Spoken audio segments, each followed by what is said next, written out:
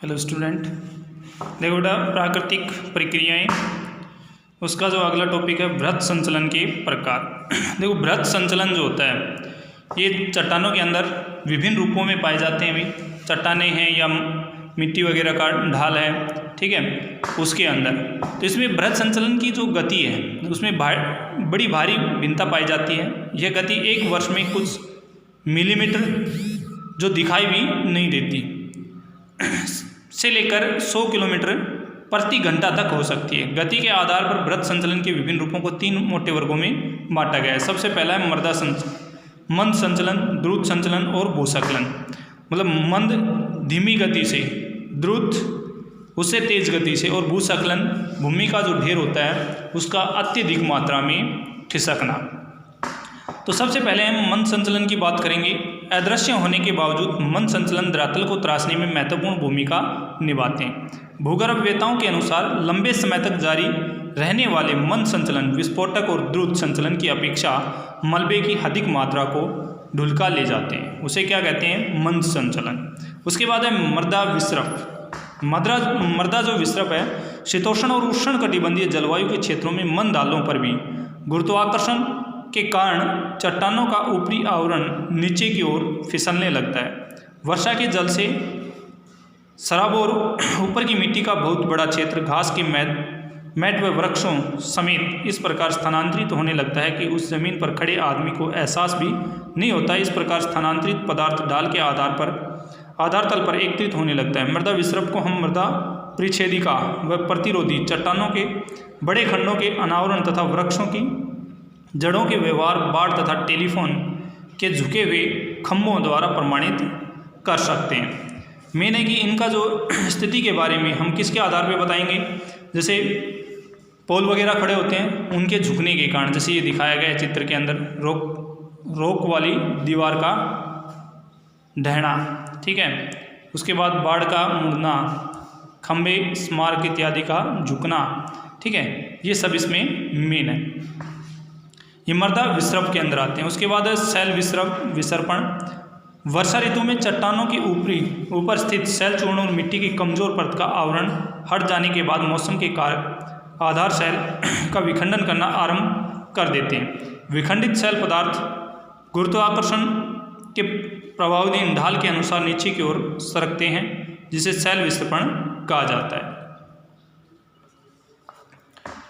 ढाल मलबा या पाद मलबा, पर्वतीय ढालों पर छोटे बड़े अनेक आकार के शैल खंडों के ढेर जमा हो जाते हैं, जिन्हें ढाल मलबा अथवा पाद मलबा कहा जाता है। ये मलबे की कोणीय ढेर होते हैं जिसका आकार ढाल जितना होता है। इन ढेरों की ढाल क्षैतिज आधार से 35 डिग्री से 37 डिग्री तक रहती है। इन भू आकृति की रचना तुषार अपेक्षीय वाले इलाके में होती है।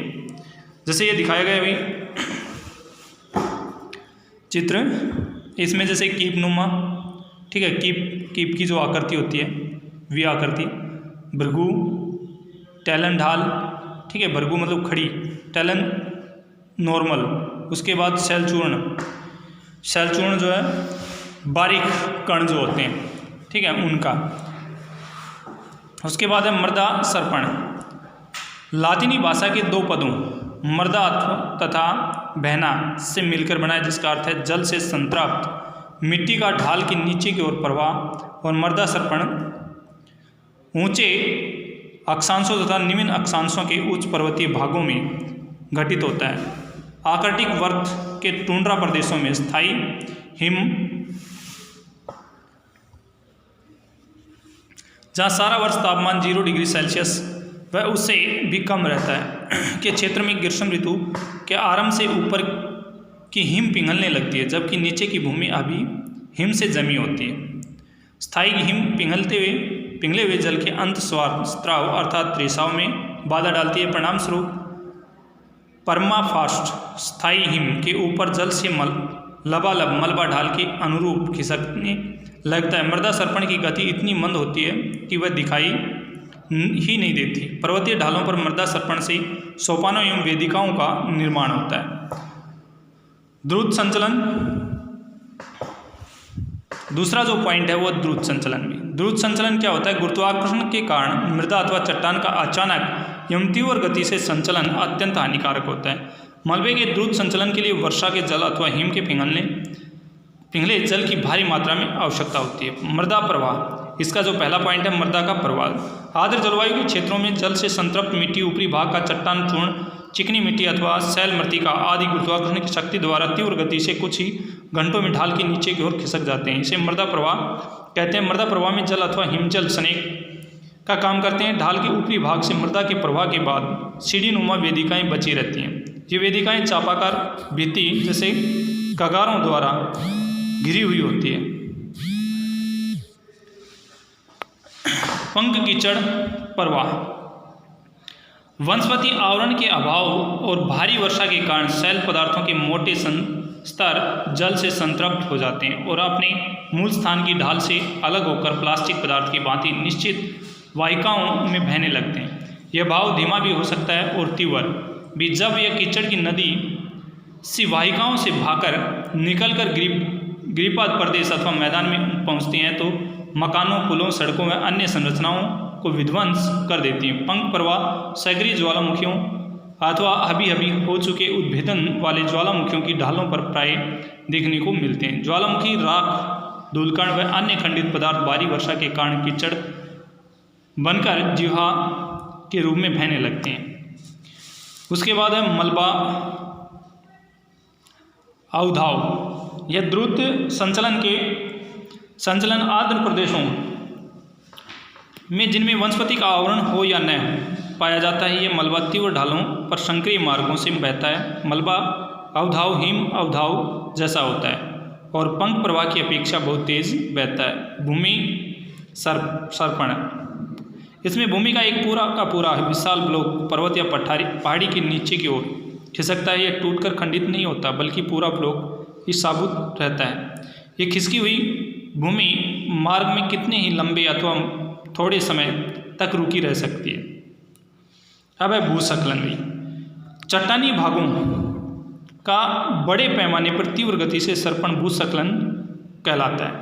यह संचलन अवगम्य होता है। इसमें जल या हिम की स्नेह के रूप में ज़रूरत नहीं पड़ती। भूस्खलन में भारी मात्रा में मलबे के नीचे आने से जान माल की हानि होती है। भूस्खलन निम्नलिखित 4 प्रकार का होता है। सबसे पहला है शैल स्खलन। भूस्खलन के सभी प्रकारों में शैल स्खलन का सबसे अधिक महत्व है। पहाड़ों से बड़े बड़े शिलाखंड अपनी जगह से खिसककर भ्रंश तल या संस्तर तल के सहारे लुढ़कते फिसलते नीचे आते हैं। उसके बाद है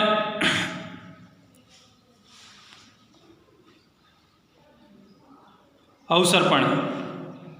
अवसर्पण की प्रक्रिया वर्गाकार तल पर घूर्णी गति के फलस्वरूप घटित होती है। इसमें चट्टान का स्खलन ढाल के सहारे रुक कर होता है और कम दूरी तक होता है। जिस ढाल पर चट्टान का अवसर्पण होता है उस पर सीढ़ीनुमा छोटी छोटी वेदिकाएं बन जाती हैं। भारत में अवसर्पण के उदाहरण पश्चिमी तट पर चेन्नई और विशाखापट्टनम के बीच तथा पूर्वी तट पर केरल में कोनिक के निकट मिलते हैं।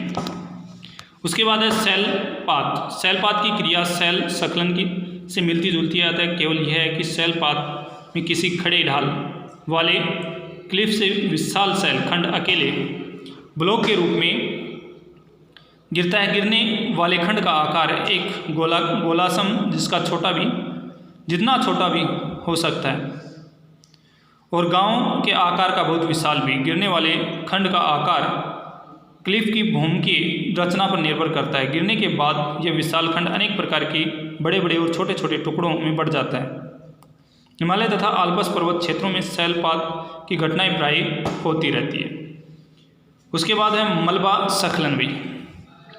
मलबा स्खलन वह शैल चूर्ण होता है जो अपने मूल स्थान से हटकर ढाल के नीचे की ओर खिसकता हुआ किसी अन्य स्थान पर दोबारा एकत्र हो जाता है। यदि मलबा बहुत समूह तीव्र ढाल पर नीचे की ओर तेजी से विस्तृपण करता है तो इस क्रिया को मलबा स्खलन कहते हैं। और यदि मलबे का समूह तीव्र गति के साथ ऊंचाई से नीचे की ओर गिरता है तो उसे मलबापात कहते हैं। हिमालय की घाटियों में मलबा स्खलन और मलबापात की अनेक घटनाएं देखने को मिलती हैं। देखो बेटा, इसमें बृहद संचलन के 3 प्रकार दिए गए हैं जिसमें अलग अलग जो डायग्राम बना रखा है आपके सामने, ठीक है। ये अलग अलग रूप हैं डायग्राम की। जैसे इसमें मृदा संचलन, द्रुत संचलन और भूस्खलन। इसमें मृदा विसर्पण, शैल विसर्पण, ढाल मलबा, ठीक है, मृदा सर्पण। उसके बाद द्रुत संचलन में मृदा प्रवाह, पंख प्रवाह, मलबा अवधाव, भूमि सर्पण। भूस्खलन में शैल स्खलन, अवसर्पण, शैल पात और मलबा स्खलन।